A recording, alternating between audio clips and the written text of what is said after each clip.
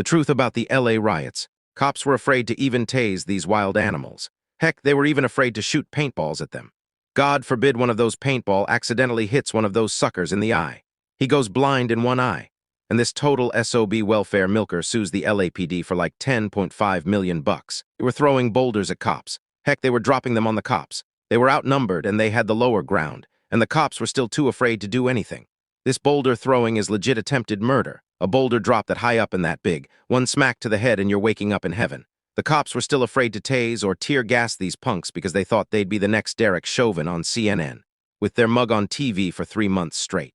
Every cop out there is so afraid to do anything. They take zero force on these brutes and pretty much just let the rioters flat out assault them. These cops may as well be crying on the streets with a sign that reads, "Please don't sue us, minorities." The day that the general public no longer fears police is the day we have total anarchy.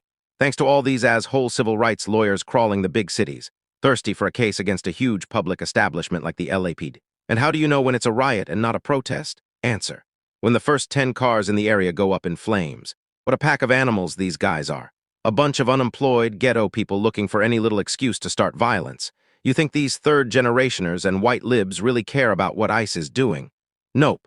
They just want a reason to go out there and spray paint, something that these types have been doing for the past 50+ years. They just love to tag stuff, and they are so good at it.